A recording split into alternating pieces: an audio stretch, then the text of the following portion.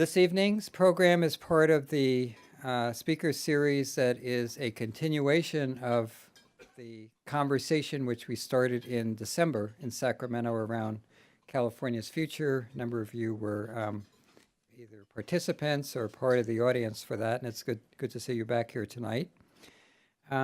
This speaker series that we have in 2011 is made possible by a number of supporters of this speaker series who we've indicated in the program, and we're grateful for their support, which makes this possible. The series is also funded by the contributions of unrestricted support through the PPIC's donor circle, and this evening is a time when we thank those members of the donor circle for their gifts. And you all know who you are, and I know who you are, and I thank you very much for your financial support of PPIC that helps us expand our outreach activities around California at this critical time. I'd like to acknowledge the members of PPIC's Board of Directors who are here tonight and thank them for what is the greatest gift of all, the gift of their time in volunteering their service to this institution, which is so important. And we've got such talented people on our Board of Directors, such talented people that our board chair was nominated for Secretary of Commerce, for instance, last week. So that will make for some interesting conversations at our board meeting tomorrow.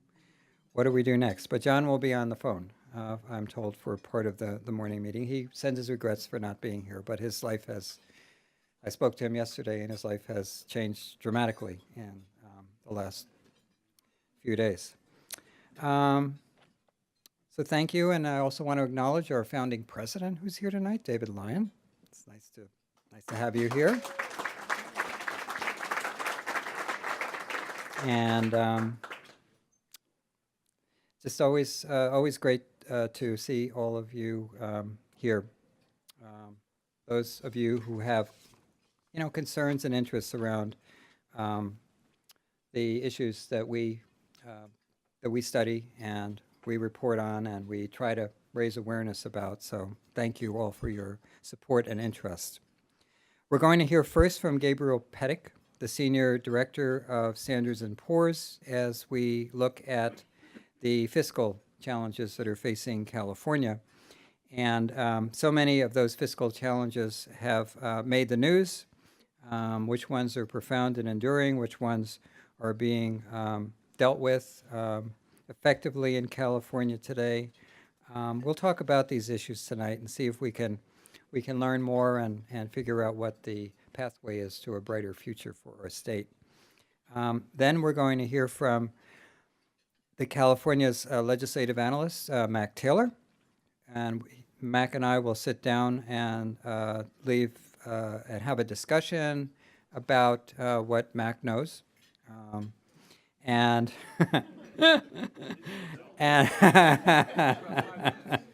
and then we'll leave some time for questions and comments from the audience. I know we have a lot of bright and active people here who will want to do that. But it's really fitting tonight that I also recognize that David and Susan Post have joined us. And David's father, Alan Post, was, of course, the legendary legislative analyst in California and was a founding board member at PPIC. And Mac and I had a wonderful opportunity to have a lunch with Alan a while ago and talk about his work, and it was always inspiring for me, and I know for Mac as well, and Liz Hill as well, to have a chance to talk to Alan, and he leaves big shoes to fill. But I'll tell you, this Mac Taylor is doing a fabulous job in that position. We'll have more about that later. But for now, I want to introduce Gabriel Petek, Senior Director of U.S. States and the Higher Education Division of the State and Local Government Group at Standards & Poor's in San Francisco. He is the primary analyst for the state of California, Nevada, Oregon, Utah, and Washington. And he has his public policy degree from Harvard University at the Kennedy School. And he just wrote a very interesting piece, which I'm carrying around with me, which is California and Greece. The credit divide widens. So, Gabe, thank you.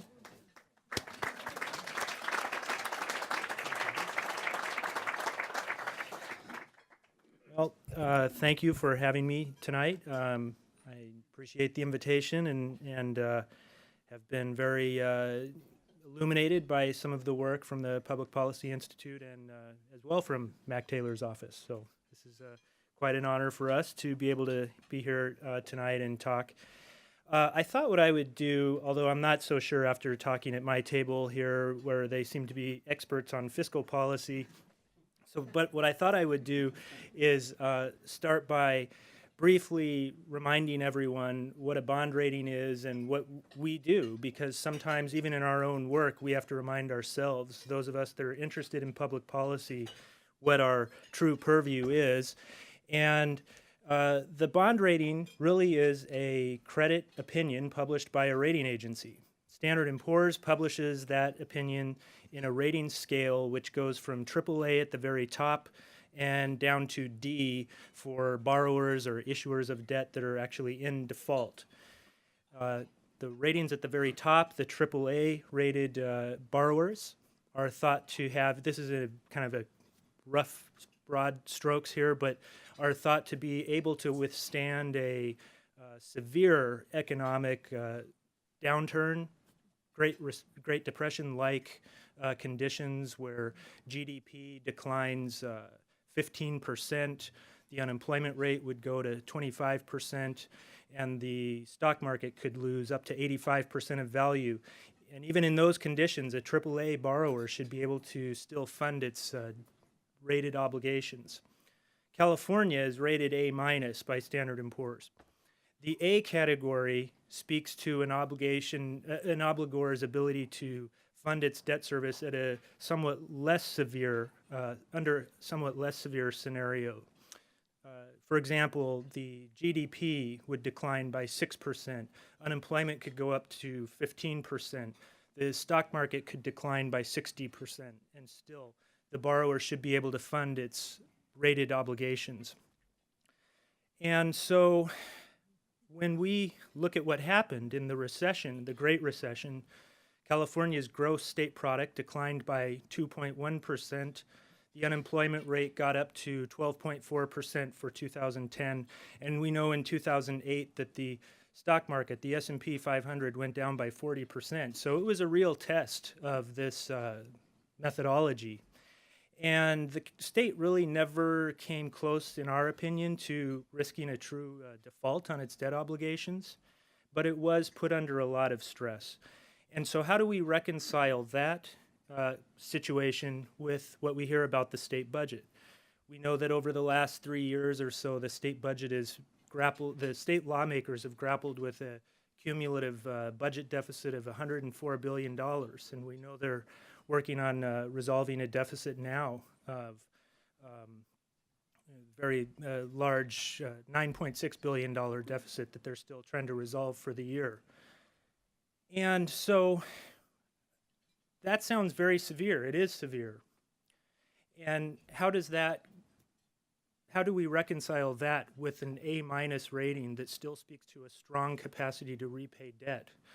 And the answer to that question for us is that budgets are contributors to, but are not synonymous with credit quality at all times. Let's remember what budgets are. Budgets are laws passed by the legislature that lay out a policy and political roadmap, a spending plan that has been decided on through the political process. And the spending plan, and another important point here is that is funded by revenues which are also politically agreed upon numbers. They're not actually the same as cash. Budget revenues should not be mistaken for cash. And so when the legislature and the governor agree on a budget plan and how they will pay for those programs over the course of the fiscal year, they assume a certain number on the revenue side will come in to pay for it. Well, what happens like in 2008 to 2009 when the revenues declined by 19.3% in 1 year? That was off of a 2.1% decline in gross state product. So imagine if we had a real bad recession, what would happen? And that sometimes is a joke, but the decline of 19% in revenue was a very exaggerated response to a 2% decline in gross state product.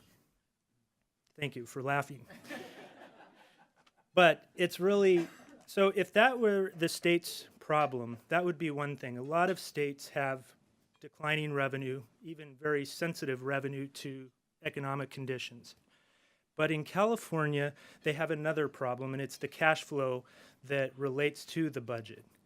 If the state were to simply have only 81% of its budgeted revenue come in, we talked about at the table that debt service is right up there at the top, right after education. It's one of the top priorities for the state. It's one of the debt, general obligation debt of the state has the second claim on general fund cash after education. Well, even that could be handled, but one of the problems is that even in normal years, when we're not in a recession, the timing of when the state collects its cash and when it pays out its cash are structurally misaligned. 60% of the state's cash disbursements occur in the first half of the year, and around 40% of the state's cash collections occur in the last 3 months of the year. So even in a normal economy, it's very common for the state to need to go to the short-term debt markets and borrow cash flow notes, where they borrow cash at the beginning of the year, fund their operations, and basically repay that note at the end of the year.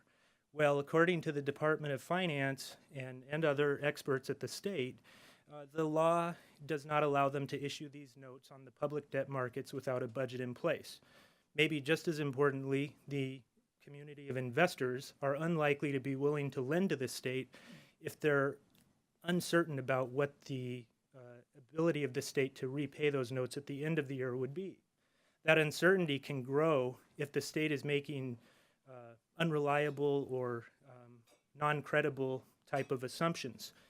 In January of 2010, one of the key sources of closing the budget deficit put forward by Governor Schwarzenegger was an assumption that $6.9 billion of federal revenue would come into the state over the course of that year, and that the state would relax certain mandates. We had a serious concern about that, not so much about what that meant for the ability of the state to fund its programmatic spending throughout the course of the year, but what it meant about the state's ability to access the cash market. We lowered the state's debt rating at that time to A-, citing that concern. And sure enough, the state's budget wasn't adopted until October 8th of 2010, 100 days late. There's a record, I believe. And that held the state out of the short-term debt markets for that period of time. And that's when we hear about the state controller having to do these things like issue IOUs, defer and delay certain payments, and it really puts a stress on the lower levels of government. That ability and authority to manage cash flow in that manner is both a strength and a weakness of the state, in our opinion. It's a strength because he can and is able to do that. It does preserve the state's ability to fund its top priority obligations, but it's a weakness because it reveals how severe the state's fiscal problems are and how dysfunctional its ability to make decisions in the legislature and with the governor is. And so probably the core of the problem for this state really is political and institutional. And as much as our jobs are financial and quantitative, we do evaluate the governmental institutions and the ability of government to make decisions. And many of the requirements are probably well known to you and people that follow public policy, but the requirements for a two-thirds voter, a two-thirds legislative majority to pass tax or fee increases now, and a whole slew of others where at this point the state's budget is largely on autopilot and 80% of it is 65 to 80% of it is sort of written in hard code. And so this is where we see the risk for the state, and it relates to their ability to issue their short-term cash flow notes. And I think that the current discussion around the governor's realignment proposal and proposal to extend taxes for the 5 years is something that we would view as a much more structural approach to the shortfall than we've seen recently. We estimate that 70% of the solutions proposed are structural in nature, and it's a big improvement where in the past 3 years, 75% of the solutions were non-recurring, one-time in nature, or frankly didn't materialize at all. So we everything we learn about the state comes from the good work of Mac Taylor and the legislative analyst, the Department of Finance. And I would put in a note that the state does a really very good job disclosing its fiscal position and cash collection numbers. The treasurer, controller, Department of Finance, and the Ledge Analyst Office all provide a lot of good information. And so I always push back on the criticisms about the municipal debt market and poor disclosure when I hear them, because at least as an analyst of California, I'm doing pretty well. So thank you.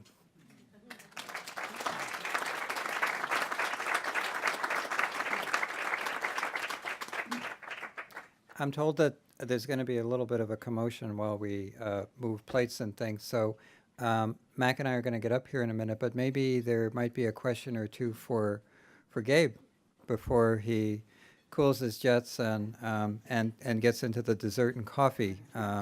And Mac and I get to work up here. So any questions or comments from Gabe or for Gabe? Walter. If you were to downgrade the state, you know it would have tremendous social impact here, and yet you have to look at the numbers and do what's right. How do you deal with that conflict inside your office? Well, that's a good question, and it is one that, as I was saying at the outset, we have to remind ourselves what the purview of our jobs are. And really, as much as some of us care about public policy, I can assure you that not everyone on the committee does. And so, you know, they have a job to do, and we don't feel like, you know, we feel that what we're trying to do is provide transparency. And so detailed written reports of the nature Mark referred to, we try to provide our thinking and what we look for when doing our work. So hopefully that transparency in the long run is something that supports good government. Ruben? I have a question. It sounds like your responsibility includes most of the western United States in terms of analyzing fiscal position. Obviously, as Californians, we're very attuned and concerned about what's happening in Sacramento, but how does California compare to some of the other states, particularly Nevada, that you're looking at? Nevada's economy is much worse off and has much less potential for growth and is much less sustainable in our opinion. But they just recently received a court decision that would make it so that this part of the governor's proposed budget solution, which was to take money from the local governments and balance the state budget, it felt very familiar. But the courts rejected that proposal, which wiped out about $600 million of solution that he had proposed in his budget, and made them go back to the drawing board. This is a very Tea Party-oriented governor who had been adamantly opposed to, and the big debate was whether they should extend certain taxes. Well, this was a game changer, as he said, and the governor got together with the political members of both parties in the legislature, and they agreed to extend these taxes now to resolve this deficit.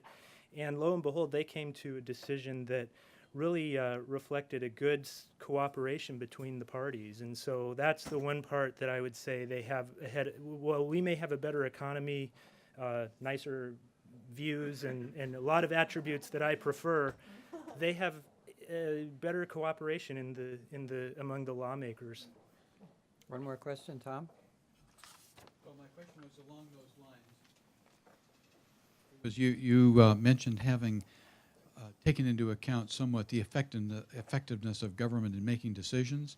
I'm wondering if S&P has an analytical framework for that, and if so, could you compare California, New York, Texas, and the federal government? New York, Texas, yes. Yeah, it's a hard one for the amount of time we do. We have published rating criteria that has 5 categories: governmental framework, the economy, financial management, budget performance, and debt and liability. Governmental framework is this issue, institutional decision making. California has one of the most difficult environments in which to operate. It's the most cumbersome in terms of decision making in many ways. And so compared to Texas and New York and the federal government, it's, you know, it's feeling more like the federal government recently, you know. Okay. Well, good. Thank you, Gabe. Thank you. Thanks again. First of all, thank you for joining us and coming from Sacramento today. And I think Gabe gave a pretty good broad overview of where the state, how the state's finances look, at least from a national perspective. I'm wondering about the May revision that the governor has proposed. Your office has taken a close look at it. What do you see as the main elements to it, and how do you view it overall as a solution to our long-term fiscal problems in California? Well, I don't want to overwhelm you with numbers, but let me just give you a few. Back in January, the administration and our office both estimated a problem of about $26.5 billion. Now remember, that's on a base of less than $90 billion revenues and spending, so it's a huge problem. In February and March, the legislature and the governor addressed about half of it through bills and a tentative budget bill that they've already agreed to. So in effect, we solved roughly half of it, primarily on either the spending side or using fund transfers and special fund loans. Now, since that time, the major development has been the slight improvement in the state's revenues. We were very pleasantly surprised in April when we got all the payments from income taxes, corporate income taxes, personal income taxes, that we were doing a little bit better than we thought. And the nice thing about it is that when you have improvement, you get a doubling up effect because you realize you have more money both in the current year, the 2010-11, and then if those are ongoing revenues, it builds up your base and you get kind of a double hit for 11-12. So the administration estimated that we had about $6.5 billion more in revenue for the 2 years, and our office came up with roughly a similar amount. Now, whether that's a game changer or just complicates things, especially for the governor, you guys can be just as good a judge of that as I am. But it certainly did introduce a new element into the budget. So when the governor came out with his so-called May revision, which updates his budget plan, he basically kept to his same framework that he had in January. That is, he wants most of the rest of the solution to come from the revenue side, both on 4 tax provisions that he wants you to vote on, plus a couple of other tax provisions dealing with corporate apportionment and various tax expenditure programs. And that's going to raise most of the remaining problem. Now, the problem with that, of course, what do you do with that extra money? If you have your same proposal to have the voters vote on things, you've got kind of too much money floating around. So what the governor did is basically he spent the extra money on 3 things. First of all, remember, anytime revenues goes up, what happens to school spending? Goes up also. So he had to commit more money to schools. And he also did what I think was a smart thing. He dedicated a lot of that extra money to schools to be used to reverse some deferrals of expenditures that we've done in the past. But he also used the extra money to kind of back off on some of his tax proposals a little bit, and also to pay down what he calls budgetary obligations, something that our office has raised quite often during the past 3 years. So that was his kind of reaction to having the extra money. And I think he was trying to, in effect, speak to some Republican concerns about these various budget obligations that the state has accrued over the last 3 years in particular, and to speak towards paying off loans and various things quicker than otherwise would have been the case. So that's kind of where we are now. Our assessment of us, but generally we thought there were several favorable aspects of his proposal, including reasonable numbers. His budget would, in effect, deal with most of our kind of underlying structural problem, at least for the next several years. Although you have to remember, he wants you to vote on tax increases that would be out there for 5 years. So at the end of the 5 years, we would, all other things constant, have a new problem of several $billion. But I think the governor does deserve credit because he has put forward a plan that, at least over our typical 5-year forecast period, the budget would be roughly in balance. Now, that would be quite an achievement. Last November, we were talking about a $20 billion ongoing problem, a shortfall between our revenues and spending. That's a huge amount. We've already addressed, through both the actions they've already taken and the good luck of revenues being a little bit better, roughly half of that. And no matter what they do, whether it's through his revenue proposals or other things, to the extent we take other ongoing solutions, we would have made a fairly dramatic dent into that $20 billion problem. So I think it's, for the first time since I've been legislative analyst, I can be somewhat optimistic in that we've made improvement. We have the opportunity to make significantly more improvement as we close out the budget deal. And what do you think about the governor's call for a special election as the way to resolve the budget issues, that giving the voters a chance? What is your view on that? Well, I mean, obviously, I would prefer that the legislature and the governor just did it. The governor clearly committed to that, and so apparently that's going to be one of his strong demands. The problem that we pointed out in our analysis of it is that if you want an election sometime in the fall, think about what that means if you're a school district. How do you plan for the budget that's for your school year that starts 3 months before the election, or when you're hiring your teachers and planning out your programs?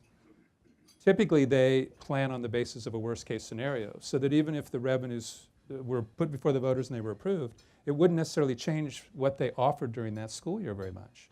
Similarly, Gabe pointed out a problem at the state level, that if you have a big piece of your budget solutions contingent on having the voters approve revenue increases, it might be very difficult to sell a $10 billion revenue anticipation note, our intra-year borrowing that he mentioned. So that counties not knowing what to do on realignment, there certainly is a lot of uncertainty if you have a fall election. Right. And you mentioned realignment, and that's something that the governor said that he was committed to doing in January, and really would change the nature of the relationship between state and local government. That's attracted a lot of interest and attention, some controversy. Do you see that as sound fiscal policy, or is it just sort of moving the problem from the state level to the local level of the shortfall? I think it makes a lot of sense. The governor is proposing to shift both responsibility and money, because when he's asking you to vote for these tax increases, he's taking a big chunk of those, not all of it, and saying we're going to dedicate that to the counties for 5 years to pay for the added responsibilities. So in principle, it makes a lot of sense. If you think the programs that he's proposing to move down to the counties are better administered, either from a policy perspective, from an efficiency perspective, from a voter accountability perspective, and we think in many cases what the programs he's selected, you can make a very good case for doing that. Are there any in particular that come to mind where there could be actual cost savings? Well, and don't think just in terms of cost savings. Okay. I think the criminal justice related ones where right now, if you are on probation at the local level, maybe you spent 3 days in jail. Anybody here can speak to this? No? You would go on probation and you would be overseen by a county employee. If you served a prison term, and after you finish your term, you would be put on parole for up to 3 years, and you would be supervised by a state employee, even though the function of overseeing that person back in the local community is essentially the same. Maybe a little harder edged person, but essentially many of the people are kind of the same folks. So you can see that if the people are going to be returned to their local community, you might have a very strong policy interest, and it might be much less expensive than paying an average of $50,000 a year to be in a prison. You could still provide money to locals, and that they might do, in many cases, a better job of rehabilitative and oversight for those kind of offenders. Any other programs come to mind besides this one? Well, the biggest other ones are in mental health and in child welfare services. Those are a little bit more just straight funding shifts, not as much program responsibility being shifted.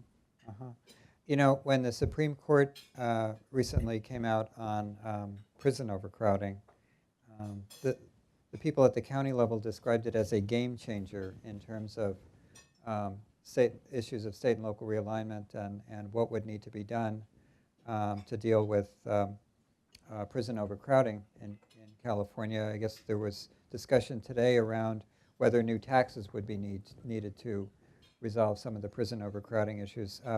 From the perspective of your office, is the Supreme Court measure ruling a game changer? And how will California deal with the prison overcrowding issue?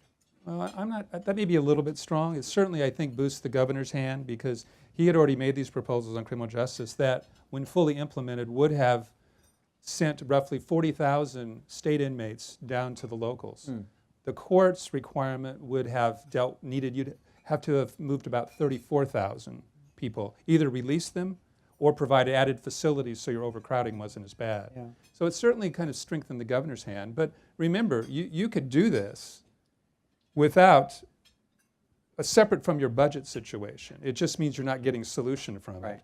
You could move those responsibilities down to the local level and shift whatever money you thought was appropriate that they should have to do that responsibility. The budget solution is really in the voters approving the additional taxes. Right. So the Republican members of the legislature came up with a different plan from the governor in terms of how to resolve the budget. Did you see any new ideas in that plan or things that might be implemented or something that might result in a compromise solution between the governor and the legislature, or are they really just two plans that are very far apart? And is there anything in particular in those Republican plans that you think are worth further consideration? I think there are some, yes. I mean, what they did is they said, let's take advantage of the added revenues that came in.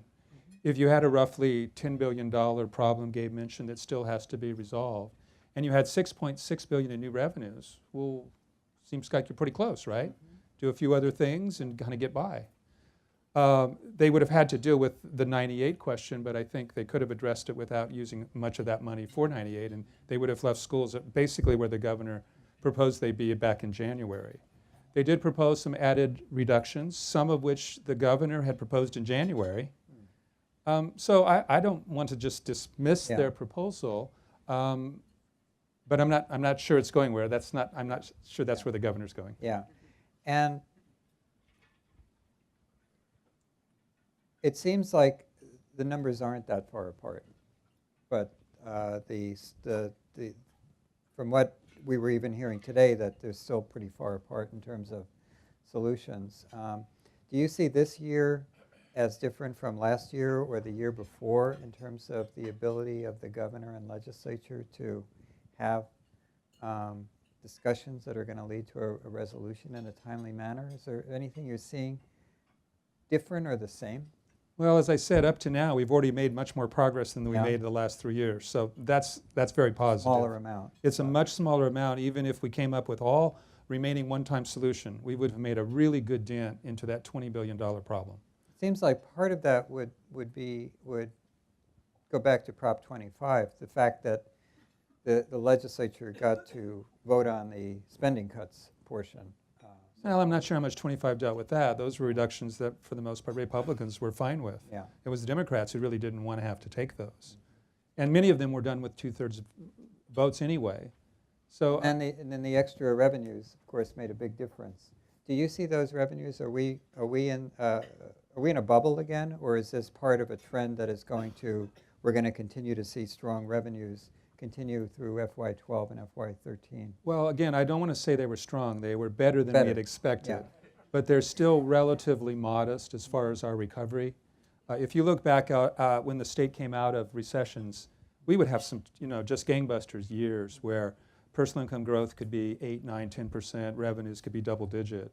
We're forecasting, much, much milder growth, and personal income is probably the single biggest economic indicator.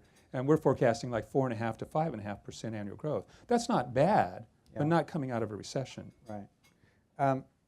So looking beyond the budget issues, let me ask you about a couple of things, and then we'll turn it over to our audience for questions. Do we have a debt problem in California? Do we have a debt problem? Well, let me divide that up. Okay. Because a lot of times, and what Gabe deals mainly with is our Short-term. infrastructure-related, Right. infrastructure-related debt, and the RANs on the financing, but a lot of the GO stuff. And clearly, our debt service is growing. It could get up to 7 or 8%. I think we need to spend that money on infrastructure. And so I think a budget can handle that level. The problem is every $1 billion in bonds that are issued, it takes $70 million a year in debt service. So, you issue 10 billion more than that's 700 million. Where does that 700 million come from? More program reductions, or it has to come from somewhere. So I think the trade-off is not so much is the state have too much debt. I think it's can we afford the additional debt at a time when we're still trying to get our budget in balance. Now the other part of debt are things like pension obligations. Yeah, I was going to ask you about that next, so maybe we can just go right into that. Do we have a pension problem? Well, do we have a pension problem? I hate to give a 1-minute answer on pensions. Well, we'll give you 2 minutes. Okay. There are so many different problems, potential problems with pensions. They're very volatile in the costs that governments incur. All the risk is borne by government because of the defined benefit nature. There's clearly a perception problem and perhaps a reality problem about the generosity of state and local pensions relative to what the private sector gets. But those are different type problems. And so I think you need to decide what are the biggest ones as far as you're concerned, and then you can devise things accordingly. If you think that it's just the perception that you can't have state and local benefits that are this out of whack, clearly you want new employees to have pension benefits that are far less than what we have now. If you're concerned about the risk that a state or local government bears and the volatility of their costs skyrocketing at times, then you might turn to a hybrid, something we've suggested, a hybrid proposal where there's much less risk on the state because there's zero liability risk on a defined contribution plan, and you could devise a smaller defined benefit plan where the risk is borne between both sides. So I think we do have some concerns. It's very inflexible right now, being completely reliant on defined benefit plans. But the same token, I think it's important for governments to have reasonable retirement programs for their employees. So I don't think we need to get into this kind of all or nothing dialogue that And tends to apparently, predominate. I've been hearing more about CalSTR's program that does have a hybrid, and of course, It's a very small one, though. I wouldn't make too much of that. the federal government. They have a real one. Yeah. They have a Federal real one, and there's talk now about whether they should even back off That's of right. what they have. But Yeah. other than the fact that their defined benefit is all, the risk is entirely borne really by the federal government, it's a pretty reasonable Yeah. plan. So Speaker Hertzberg and others at the Think Long Committee have been thinking hard about what type of tax system we have, and we actually have Alan Auerbach, who's been doing some work for us, is going to come and talk about consumption taxes tomorrow. From the LAO's perspective, do we have a tax system for the 21st century in California, or should we have a different tax system, and what would that tax system look like? I'll give you 2 minutes on that. Again, I don't think we have a bad tax system. It's got 3 major taxes. It is much more volatile now because of the personal income tax and corporate income taxes. And there's different ways to deal with that volatility, usually in ways that many of the members of the legislature wouldn't want to do. Because if you want to reduce volatility, you typically have to reduce the progressivity of the tax. And there's many members who really don't want to do that. Yeah. Clearly, you can address volatility through better budgeting. We haven't had a very good track record on that. Yes. So I can understand why people would think that's not the way that you're going to address a serious volatility problem. We just haven't shown the type of discipline to not spend during the good years above some long-term trend line, to take that money off the table and put it in a reserve. And so if you don't think that we will ever have that kind of discipline, you are going to want to look at changes in your tax structure, and that would be including such things as taxing capital gains at a lower rate, lowering your progressive rate structure, things that I know Bob has looked into and the committee is looking into.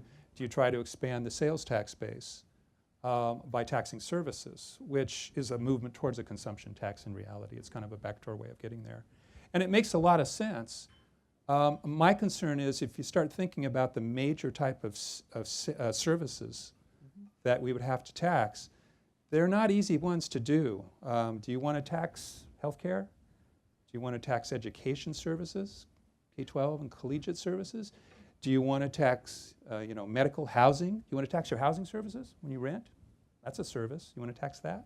Medical care? Prescriptions? A lot of the big dollar stuff are things that would be very unpopular. It's hard enough taxing lawyers, accountants, plumbers, people come out to your Are you saying house. lawyers aren't popular? Well, no, I didn't mean to suggest that. That's probably where I would start, probably would be the lawyers. But it's not as easy as it sounds in principle, even though I think from a economist perspective, moving towards a consumption tax would make a lot of sense. So what do you think is the biggest, then I'm going to turn it over to the to our audience for questions. What's the biggest difference in being the legislative analyst today compared to when Alan Post was legislative analyst? Oh gosh, well Alan probably had much different problems. Well, what's the comparison? Oh man, David, forgive me, please. He had to kind of create the office and establish the notion that in a fairly partisan world you could have an objective, independent office where someone would speak their minds no matter who it made angry. And it's just an incredible achievement of what he did.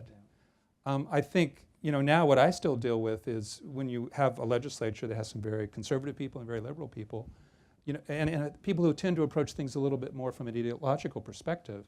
And that's not the way our office works, and we're in the unenviable position of we can make people upset on both sides with everything we say. I know, we know how to do that too. And pretty so good at that also. I think it's, in some ways the challenge are similar, except, Alan really had to go through and establish it. What And about the David term is- limits? Well, term limits are pluses and minuses. I've never been one. It's given us a lot broader, diverse legislature, which I think is a good thing, and some turnover is good. But it is hard. We do a lot of just answering basic questions as people move up from the local level or from business, just kind of understanding government. And it's not like it's rocket science, but it does help to be around a lot of these programs for a while. Gary Hart can't pass comprehensive education legislation until you've kind of just been around, who the players are, the games that are played, where the minds are. And so we clearly have lost a lot by not having those key members who have been around for a long time. Well, you're doing a fabulous job, and we're really fortunate to have you in California. So I want to thank you personally for all the work that you do for the state.